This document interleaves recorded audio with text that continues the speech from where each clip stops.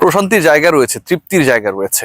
এই টেস্টকে যদি আপনি একটু ভোলার চেষ্টা করেন, বাংলাদেশ দলের অস্ট্রেলিয়া সফর, 23 বছর পরে অস্ট্রেলিয়া সফর, ডারউইনে সেই টেস্ট 9 উইকেটে অস্ট্রেলিয়ার মাটিতে অস্ট্রেলিয়াকে 3.5 দিনে পরাজিত করা, 200 করতে না দেয়া, বাংলাদেশের 1 উইকেট হারিয়ে তাদের দেয়া লক্ষ্য তাড়া করা, কি অসাধারণ কেটেছে। এবং সেই সাথে অর্জনের পাল্লা, যেই জায়গাটা আসলে সবচেয়ে বড়, মানে আপনাকে স্বীকৃতির জায়গায় দেবে। টেস্ট র্যাঙ্কিং এ এই মুহূর্তে বাংলাদেশের অবস্থান নাম্বার 6 টিম। আপনি মানেন না মানেন, গালি দেন, সমালোচনা করেন, বিরক্ত হন, খেলা দেখতে না চাওয়ার প্রতিজ্ঞা করে লুকিয়ে লুকিয়ে খেলা দেখেন, যাই করেন না কেন, এই অর্জন, এই মানদণ্ড, এই স্ট্যাট এবং এই স্বীকৃতি কোনোভাবে আপনি অস্বীকার করতে পারবেন না। এই মুহূর্তে বিশ্বের 6ষ্ঠ টেস্ট দল বাংলাদেশ। যেই বাংলাদেশের টেস্ট র্যাঙ্কিং, যেই বাংলাদেশের টেস্ট খেলা, যেই বাংলাদেশের টেস্টের কনসিস্টেন্টলি পরাজয় একটা সময় আমাদের জন্য প্রত্যেক দিনের গল্প ছিল, প্রত্যেকটা সিরিজের গল্প ছিল, ঠিক সেই বাংলাদেশ যখন এরকম পারফরমেন্স করে, তখন সেটা আপনাকে আমাকে যত সমালোচনাই করি না কেন ভাবতে বাধ্য করে যে এই দলটা আসলে ধারাবাহিক, এই দলটা জিততে পারে, এই দলটা অস্ট্রেলিয়াকে হারাতে পারে, পাকিস্তানকে হারাতে পারে, এবং একই সাথে প্রতিপক্ষের মাঠে গিয়ে জয় কিভাবে পাওয়া সম্ভব সেই রেসিপিটাও ভালোভাবে জানা। বাংলাদেশ তার ক্রিকেট ইতিহাসের, শুধুমাত্র টেস্ট ইতিহাসের না, সেরা সাফল্যটাই পেয়েছে এই অস্ট্রেলিয়ায়। আবার তাদের টেস্ট ইতিহাসের সবচেয়ে বাজে পরাজয়টাও রেজিস্টার করেছে এই অস্ট্রেলিয়ায়। কারণ অস্ট্রেলিয়ার বিপক্ষে অস্ট্রেলিয়া এসে আপনি হারবেন, বাজেভাবে হারবেন, এটা কিন্তু কমন। এটাকে আপনি কোনোভাবেই বলতে পারবেন না যে এটা কেন হইলো।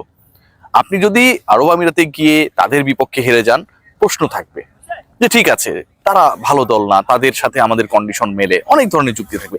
কিন্তু আপনি অস্ট্রেলিয়ায় গিয়ে অস্ট্রেলিয়ার বিপক্ষে বাজেভাবে হারবেন, এটা এক্সপেক্টেড। হয়তো বাংলাদেশ একটু বেশি বাজেভাবে হেরেছে, কিন্তু ওই জয়টাকে অস্বীকার করা যাবে না, র্যাঙ্কিং এর উত্থান অস্বীকার করা যাবে না, হাসান মাহমুদের 6 উইকেট অস্বীকার করতে পারবেন না। বাংলাদেশের পেসারদের মধ্যে, বাংলাদেশের সব ধরনের বোলারদের মধ্যে এক ইনিংসে best bowling figure Shariful Islam 7 wicket যেভাবে নিয়েছেন অস্ট্রেলিয়ার মাটিতে, অস্ট্রেলিয়ার 7 জন ব্যাটারকে এক ইনিংসে আউট করে, সেটাকে আপনি অস্বীকার করতে পারবেন না। তানজিদ হাসান তামিমের শতককে অস্বীকার করতে পারবেন না, নাজমুল হোসেন শান্তর 84-কে অস্বীকার করতে পারবেন না। এই যে এতগুলো অর্জন, এবং সেই অর্জনগুলো কিন্তু 2 টেস্ট জুড়ে। বাংলাদেশ 64-তে যখন অল আউট হয়ে গেল, ঠিক সেই বাংলাদেশি সেই দলটাই অস্ট্রেলিয়াকে 210-এর মধ্যে বেঁধে দিয়েছে। তার মানে কি, যে বাংলাদেশ আলটিমেটলি চেষ্টা করেছে, বোলিং ডিপার্টমেন্ট চেষ্টা করেছে, র্যাঙ্কিং এর উন্নতি উত্থান এই দলটাকে আরো রেসপন্সিবল করবে। তবে সেই রেসপন্সিবিলিটি কতটুকু বাংলাদেশের ক্রিকেটাররা, বাংলাদেশের অভিজ্ঞ ক্রিকেটাররা তাদের দায়িত্বে, তাদের কাঁধে নিয়ে পারফর্ম করতে পারবে, সেটা নিয়ে যথেষ্ট প্রশ্ন রয়েছে। খেয়াল করে দেখবেন, মিচেল স্টার্কের বলে যখন তাইজুল ইসলাম বোল্ড হয়ে গেলেন, আউট হয়ে গেলেন, মুশফিকের কি দরকার ছিল তাকে ওই প্রান্তে ব্যাটিং করার জন্য অ্যালাউ করা, এই যে সিঙ্গেলস নিতে অ্যালাউ করা, পরবর্তী সময়ে আপনার টেল এন্ডার এক্সপোজড হয়ে যাওয়া। আপনি যখন হাসানদের সাথে, তাইজুলদের সাথে, মিরাজদের সাথে ব্যাট করছিলেন, তাসকিনদের সাথে ব্যাট করছিলেন, as a senior batter, campaigner of the team, বাংলাদেশের ইতিহাসের সবচেয়ে টেস্ট ক্রিকেটের হাইয়েস্ট রানের অধিকারী, যখন তাদেরকে এরকম একটা সিচুয়েশনে আপনার ভয় রয়েছে, আপনার আশঙ্কা রয়েছে দলের ইনিংস পরাজয় রেজিস্টার করার, এরকম একটা সিচুয়েশনে অ্যালাউ করে যে আমি ব্যাট করছি না, তোমরা উপান্তে সামলাও, এটা কি কোনোভাবে এক্সপেক্টেবল? কোনোভাবেই না।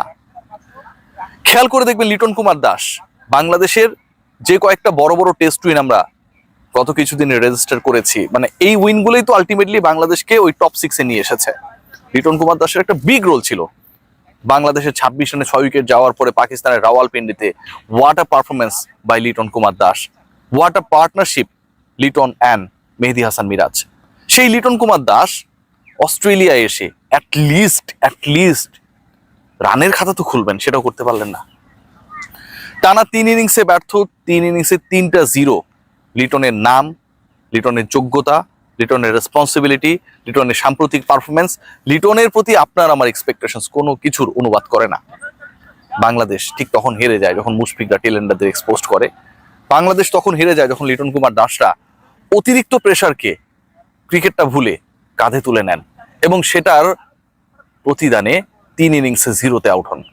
এখন লিটন কুমার দাস 3 ইনিংসে 0-তে আউট হয়েছে, বা লিটন কুমার দাস 3 ইনিংসে 0-তে আউট হওয়ার মতোই ব্যাটার, ঘটনাটা যদি এমন হতো যে তিনি এরকমই, থাকে না, আমরা নাইম শেখকে নিয়ে একটা সময় অনেক সমালোচনা করতাম যখন ন্যাশনাল টিমে খেলতে, কোন শট কোন দিক খেলে, মানে এটা আগামাথা বোঝা যায় না। ক্যামেরা পর্যন্ত, যারা ক্যামেরা অপারেটর বা যারা খেলা দেখায় তারা পর্যন্ত, ব্রডকাস্টার পর্যন্ত কনফিউজ হয়ে যেত। লিটন কুমার দাস তো সেরকম না। এই যে 3টা জিরো, এই 3টা জিরো বাংলাদেশকে ভুগিয়েছে। সেকেন্ড ইনিংসের ব্যাক টু ব্যাক জিরো বাংলাদেশকে সবচেয়ে বেশি ভুগিয়েছে। লিটন যদি একটা 50 পেতেন, বাংলাদেশের চেহারাটা অন্যরকম হয়ে যেতে পারতো। মুশফিকুর রহিম যদি আরেকটু দায়িত্ববান হতেন, আজকে দিন পর্যন্ত বাংলাদেশ টিকতো। হারা নিয়ে কোনো প্রশ্ন নেই, কিন্তু হারার ধরনটা যদি খেয়াল করে দেখেন, সেটা নিয়ে প্রশ্ন তোলা বা প্রশ্ন ওঠা আবশ্যক। নাজমুল হোসেন শান্ত স্বীকার করেছেন প্রেস মিটে, the way he should play he could not. আসলেই তো কি দারুণ একটা ইনিংস। আবার ওই 84-কে মনে করিয়ে দিচ্ছিল বাংলাদেশ আন্ডার প্রেসার, নাজমুল হোসেন শান্ত পার্টনারশিপ করার ক্ষেত্রে একটা বড় রোল প্লে করবেন। এবং সেই 84 করার সময় তানজিদ তামিমের সাথে আমরা দেখেছিলাম যে দারুণ একটা পার্টনারশিপ ছিল, আজকে মুশফিকের সাথে সেটা হচ্ছিল। কিন্তু শেষ পর্যন্ত নাজমুল শান্ত খেই হারালেন। নাজমুল শান্ত একটা নাথিং শট খেলে আউট হয়ে গেলেন। যদি রানের চাপ থাকতো, খেলা শেষ হয়ে যাচ্ছে, বাংলাদেশের জয়ের সম্ভাবনা রয়েছে, পরে 3 ওভারের মধ্যে 20 রান করতে হবে, এরকম একটা সিচুয়েশন, ওকে আপনি ট্রাই করেছেন। বাট আপনি টেস্ট খেলছেন, বাংলাদেশ সেকেন্ড ইনিংসে ব্যাট করছে, টেস্টের সেকেন্ডের ইয়েতে, প্রথম সেশনে, দ্বিতীয় দিনের প্রথম সেশনে বাংলাদেশ ব্যাট করছে। সেই অবস্থায় নাজমুল হোসেন শান্ত যখন প্রথম সেশনটাকে পার করে দ্বিতীয় সেশনে স্ট্যাবিলিটির দিকে বাংলাদেশ যাবে, এরকম একটা ইরেসপন্সিবল শট খেলে আউট হয়ে যান, বাংলাদেশের স্বপ্নটা ওখানে শেষ হয়ে যায়। কেনই আলোচনা করছি, কেনই সমালোচনা করছি, কারণ ওই যে নাম্বার 6 ষষ্ঠ অবস্থানটা নিয়ে যে আলোচনাটা, বাংলাদেশের আরো সামনে যাওয়ার সুযোগ রয়েছে, বাংলাদেশের আরো ভালো করার সুযোগ রয়েছে। এবং সেই অপরচুনিটি টিম টাইগার্স, বাংলাদেশ দলের মেম্বাররা যদি ফিল করতে না পারে, রেসপন্সিবিলিটি যদি কাঁধে নিতে না পারে, যে সময়ে যেই পারফরমেন্সের ডিমান্ড, সেই ডিমান্ড অনুযায়ী যদি তারা নিজেদের মেলে ধরতে না পারে, কোয়ালিটি থাকা সত্ত্বেও এই দলটা ওই ওয়ানডেতে একটা সময় আমরা দেখলাম না 10 নম্বরে নেমে গেছে, এই জায়গাটা ধরে রাখতে পারবে না। বাংলাদেশ দল অসাধারণ খেলেছে, অসাধারণ খেলছে। আজকের টেস্ট পরাজয়টা টু মি, আমার কাছে মনে হয় যে একটা শিক্ষা, যে এই যে শিক্ষাটা, যে আপনি 9 উইকেটে হারানোর পর 1.5 দিনে হেরে গেলেন, এই যে লজ্জা, এই যে হতাশা, এটা থেকে যেন মুশফিকরা শেখে যে না, মুশফিকের দায়িত্ব হচ্ছে যখন ব্যাট করবে তার দায়িত্ব সেটা, ট্যালেন্টকে এক্সপোজ করার না। শান্তর দায়িত্ব যখন উইকেট আগে চলে গেছে, তিনি ভালোভাবে বিল্ড আপ করা শুরু করেছেন, জুটি দাঁড়াচ্ছে, সেটাকে নষ্ট করে দেয়া না। লিটন কুমার দাসের দায়িত্ব তার প্রিভিয়াস জিরো নিয়ে ভাবা না, আগের 2 ইনিংসে জিরো করেছে, এটাতেও করতে পারি, টেনশনে থাকা। No man, it's a new day, new game, you are a new player. So এই জায়গাগুলো নিয়ে বাংলাদেশি ক্রিকেটাররা যখন প্রপারলি ভাবতে পারবে, ওই হাসান মাহমুদ, মেহেদী হাসান মিরাজ কিংবা শরীফুল ইসলামদের যে পারফরমেন্স, যেটার মাধ্যমে আসলে বাংলাদেশ উঠছে, বাংলাদেশ নিজেদের অস্ট্রেলিয়ার মাটিতে অস্ট্রেলিয়াকে হারিয়ে নতুন করে চেনাচ্ছে, নিজেদের ক্রিকেট ইতিহাস নতুন করে লিখছে, এই রেসপন্সিবিলিটির জায়গাগুলোতে বাংলাদেশের ব্যাটিং ডিপার্টমেন্টে যারা ভরসার নাম, তারা যখন ঠিকঠাক হবে না, তখন বাংলাদেশের র্যাঙ্কিং, তৃপ্তি, পরাজয়ের পরও আত্মগ্লানির জায়গাটা আর থাকবে না।